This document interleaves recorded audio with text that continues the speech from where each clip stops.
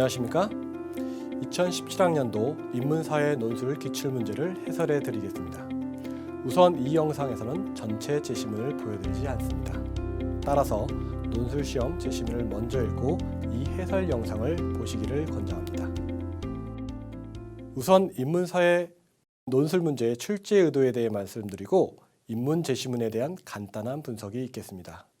그리고 나서 각 문제별로 출제 의도와 문제 해설을 제시하겠습니다. 사회계열 논술고사는 사회현상의 연구와 설명 방식을 주제로 하였습니다. 제시문 간은 고등학교 사회교과서에 서술되어 있는 인과적 설명 방식과 감정이입적 설명 방식에 대한 서술입니다. 제시문 난은 선거 참여의 동기에 대한 실험을 통해 인과적으로 설명하는 과정을 알기 쉽게 재구성한 것입니다. 제시문 단은 한흥구의 유신 중 일부를 수정, 재구성한 것입니다. 제시문 란은 선천적 재능과 후천적 양육이 교육적 성취에 미치는 영향에 대한 실험 사례입니다. 인문계열 논술고사 문제입니다. 인문 논술고사는 신뢰와 신용의 관계를 성장이라는 이론적 차원과 근대라는 시대적 차원에 연결시키는 통합적인 문제로 구성했습니다. 제시문 간은 루이지노 브루니의 익명의 너를 신뢰하라에서 발췌한 내용입니다. 제시문 난은 유발 하라리의 사피엔스와 호모데우스에서 발췌한 내용입니다. 제시문 단은 고등학교 국어교과서에 수록된 박지원의 고전소설 허생전의 내용입니다. 제시문 라는 신뢰의 정도와 신용의 정도를 측정하는 그래프와 국가의 연간 경제 성장률을 보여주는 표입니다. 출제 의도는 다음과 같습니다. 이번 연세대학교 인문계열 수시논술은 이전 시험들과 마찬가지로 수험생들의 종합적인 사고 능력을 측정하려는 다면 사고형 논술 시험의 취지에 맞게 구성하였습니다. 이 과정에서 논술 지문과 문제는 고등학교 교과과정의 연계성을 강화했습니다. 고등학교 교과과정을 최대한 반영해 사회, 경제, 국어2 등에서 다루는 주제인 신뢰와 신용의 관계를 성장과 근대라는 핵심어와 연결시키는 능력을 평가하고자 했습니다. 그럼 제시문 분석으로 넘어가겠습니다. 제시문 가는 전근대와 근대 시기로 나누어 신용과 신뢰의 관계를 분석하고 있습니다. 유럽에서 경제와 사회의 발전은 믿음의 발전 과정이다. 믿음은 시장의 탄생의 필수적 요소였다. 믿음은 모든 시장 경제의 기본이 되는 내가 모르는 사람을 왜 믿어야 하는가? 라는 질문에 응답함으로써 대규모 상업거래의 토대가 되었다. 당시에 복잡하고 위험하며 오래 걸리고 비용이 많이 드는 상거래에서는 진정 상대편을 신뢰해야 했다. 상대편도 자신의 역할을 다해 제대로 상품을 보낼 것이라는 신뢰 바탕을 둔 신용이야말로 공유하고 있는 믿음이 주는 중요한 보증이었다. 모르는 사람을 믿을 수 있었던 것은 결국에는 그 상대편도 사실 전혀 모르는 사람은 아니었기 때문이다. 당시 유럽에서는 상대편도 나처럼 그리스도인으로서 같은 믿음을 공유하고 있고 그 믿음에 충실한 사람이기 때문에 나도 상대편을 신뢰할 수 있었다. 따라서 신뢰로 인해 유럽은 공동체로 형성했고 교역은 새로운 형태의 우애가 되었다.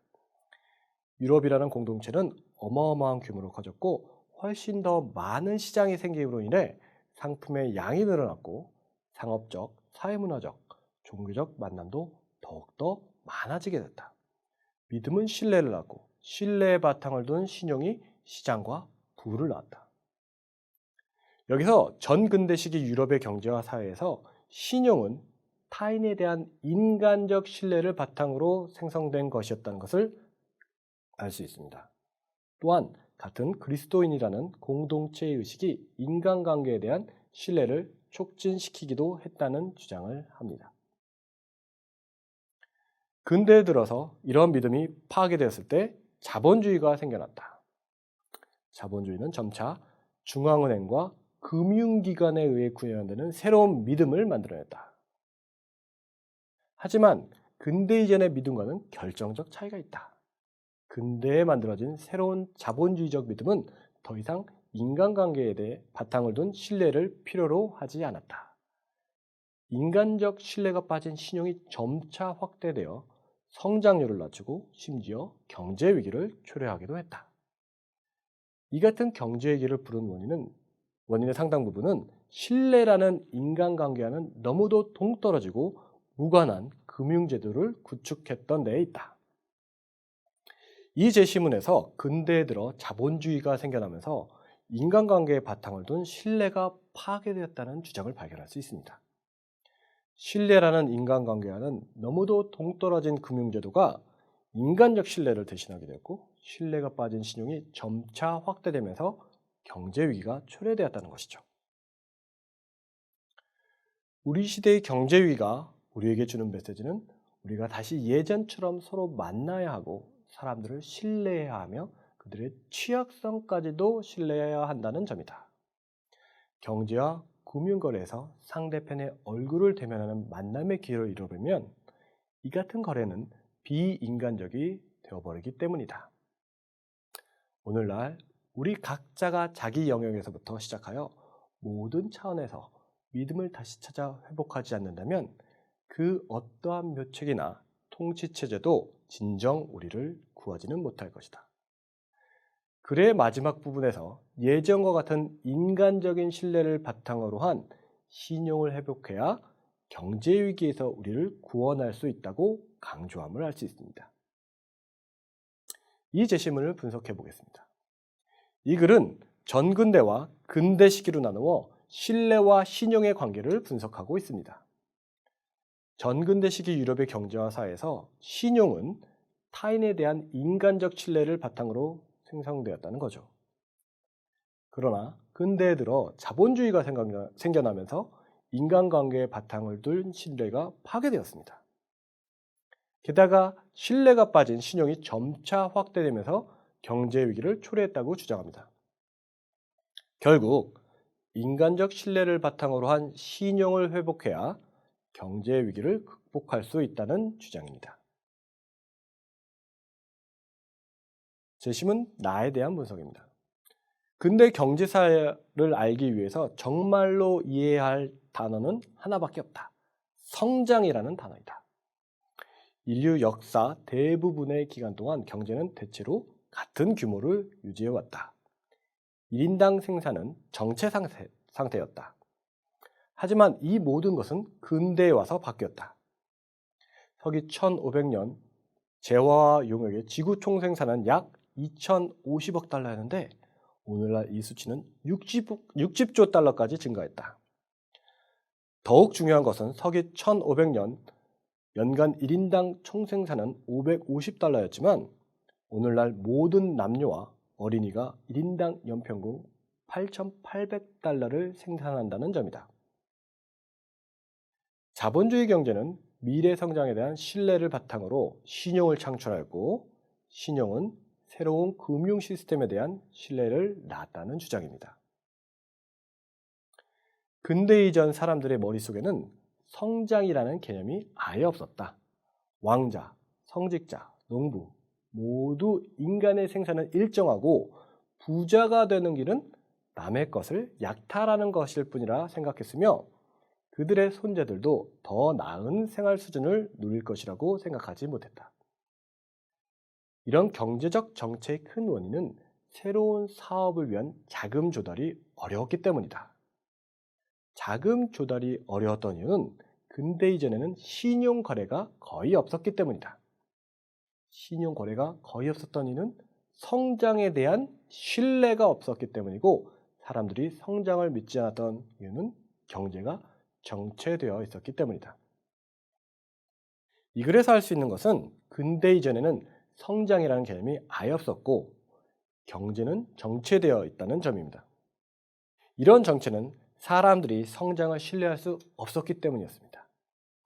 성장을 신뢰하지 못했기 때문에 신용을 창출할 수 없었고 신용을 통해 거래를 할 수 없었기 때문에 자금을 조달하기 어려웠다는 주장입니다.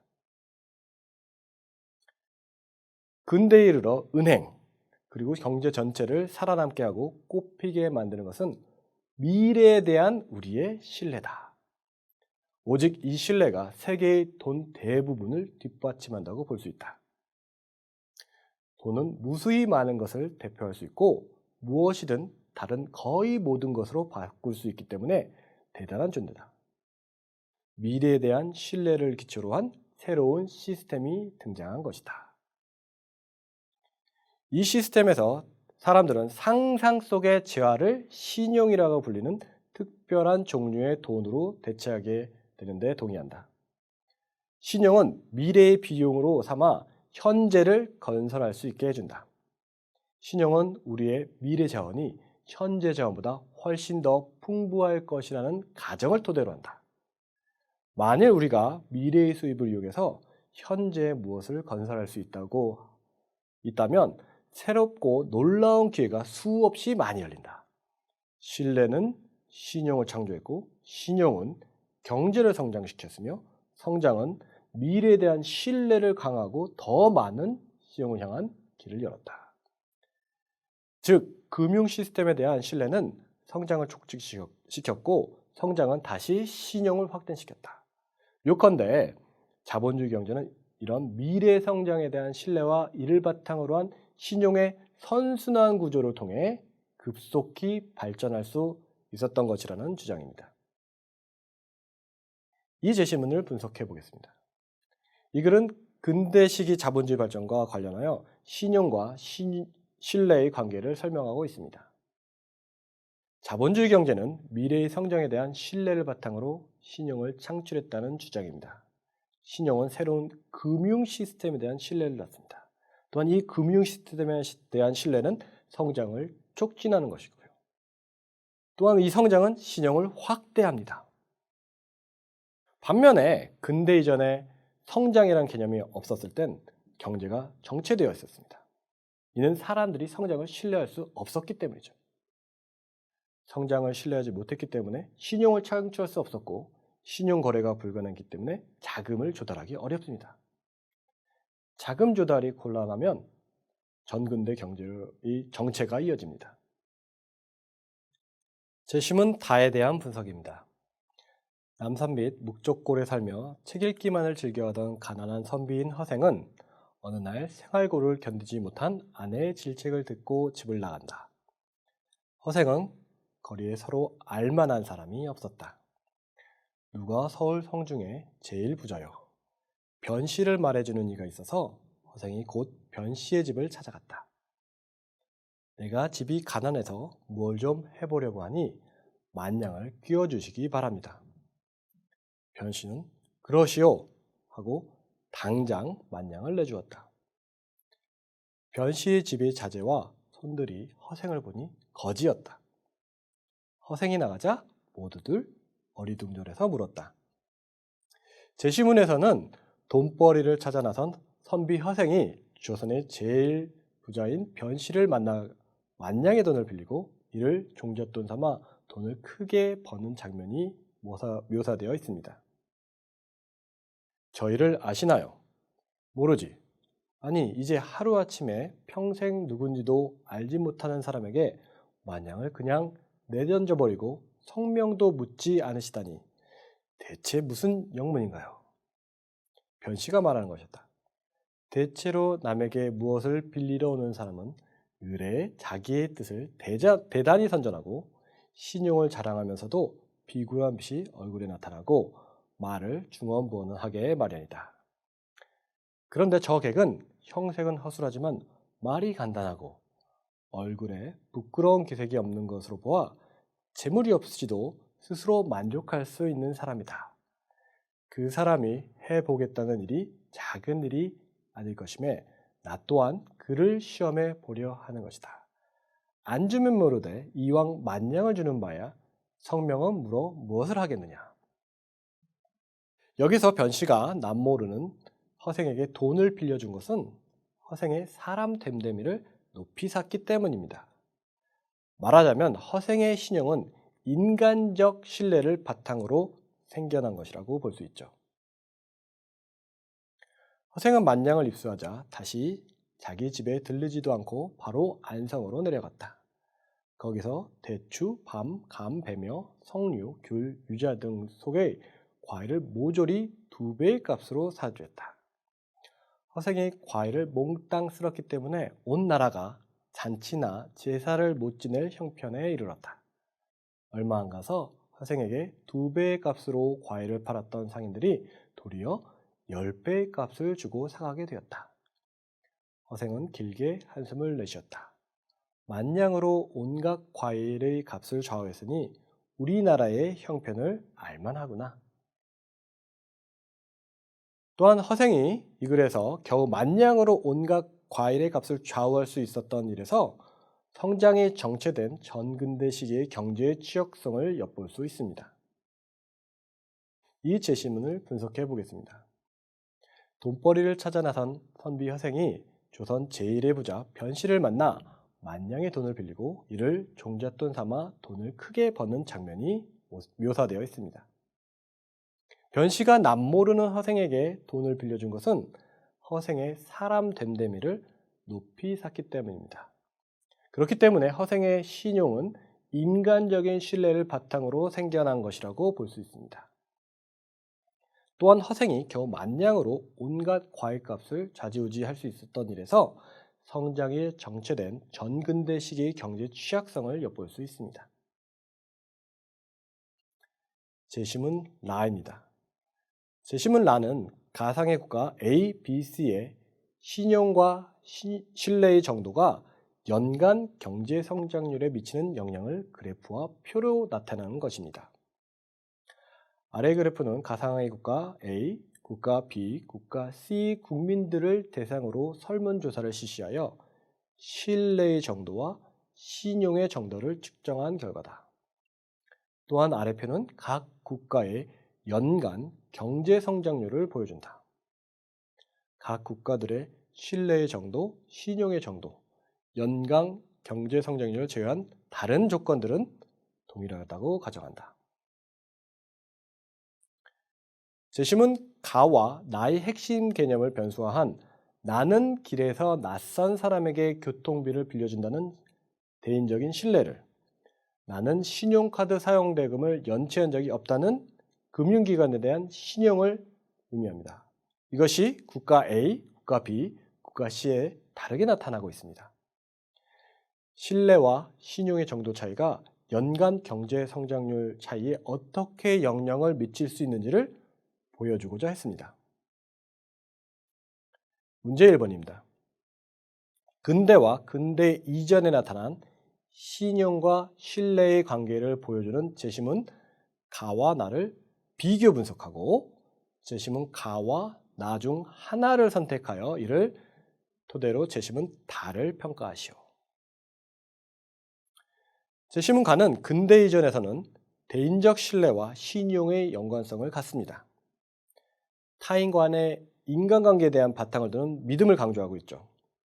믿음이 신뢰를 낳았고 신뢰의 바탕을 둔 신용이 부와 성장을 산출한다고 주장합니다. 모르는 사람에 대한 신뢰는 공유된 믿음에 기반하고 있다고 말합니다. 이런 취약하고 상처받기 쉬운 신뢰는 인간적이라고 할 수 있습니다. 이에 반해 근대 이후에는 대인적 신뢰가 결여된 시스템에 대한 신용이 확대되었습니다. 전근대적 인간관계의 바탕을 둔 믿음은 시스템에 대한 신용만을 강조하는 자본주의적 믿음으로 대체되었다는 거죠.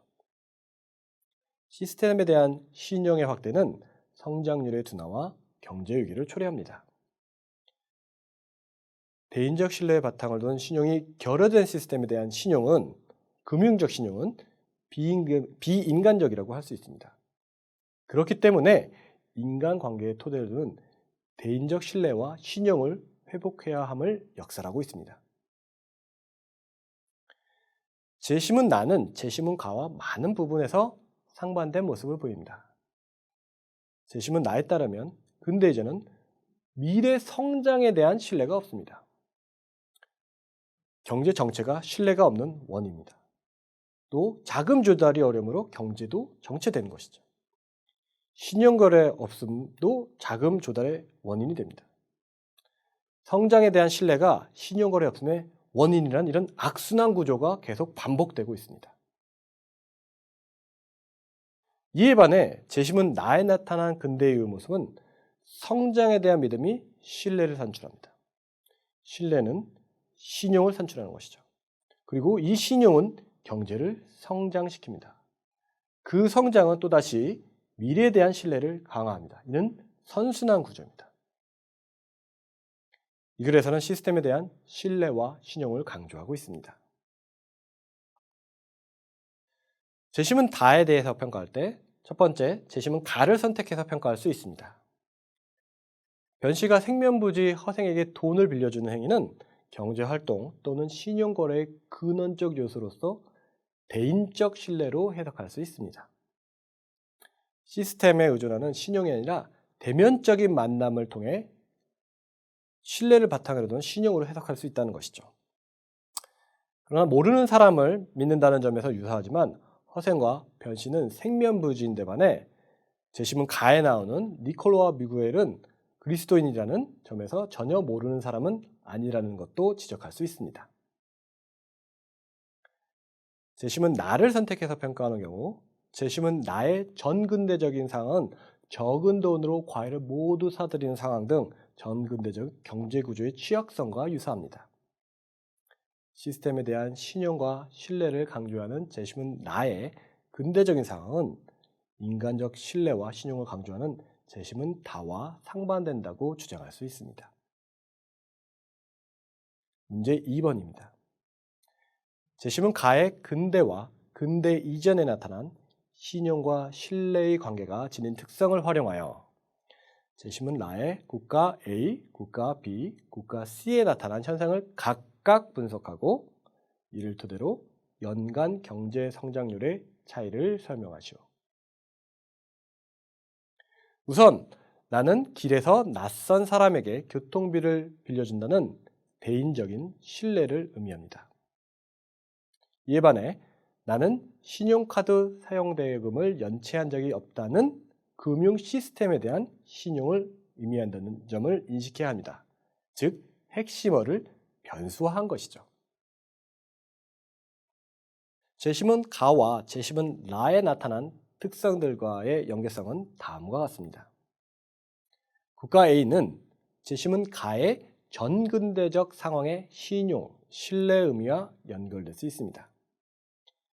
금융기관에 대한 신용도는 낮고 인간에 대한 신뢰는 높은 상태이니까요. 국가 B는 재심은 가의 근대 상황의 신용, 신뢰의 의미와 연결될 수 있습니다. 즉, 금융기관에 대한 신용은 높고 인간에 대한 신뢰는 낮은 상태입니다. 국가 C는 재심은 가의 이상적인 상황에 대한 신용, 신뢰 의미와 연결될 수 있습니다. 금융기관에 대한 신용과 인간에 대한 신뢰 모두 높은 상태입니다. 두 번째로 각 국가의 신뢰, 신용 정도와 경제 성장률과의 연계를 설명합니다. 국가 C에서는 신뢰와 신용의 정도가 모두 높으므로 연간 경제 성장률도 다른 국가에 비해 높은 것으로 나타납니다. 국가 A에서는 신뢰의 정도는 높고 신용의 정도는 낮으므로 국가 C에 비해 경제 성장률이 낮은 것으로 나타납니다. 국가 A는 재심은 가에 제시한 전근대 상황과 연결되며 이는 인간적 신뢰에 기반한 신용이 부를 창출한다는 주장과 연결됩니다. 그러나 금융 시스템에 근거한 신용은 아직 낮으므로 연간 경제 성장률이 국가 C보다는 낮은 것으로 이해할 수 있습니다.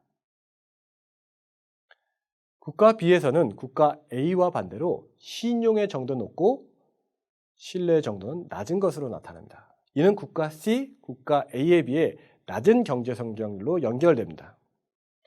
이는 재심은 가에서 제시한 근대 상황과 연결되며 인간적 신뢰가 빠진 신용이 점차 확대되어 성장률을 낮추고 심지어 경제 위기를 초래하기도 했다는 문장으로부터 유추할 수 있습니다. 이렇게 해서 문제 해설까지 마쳤는데요.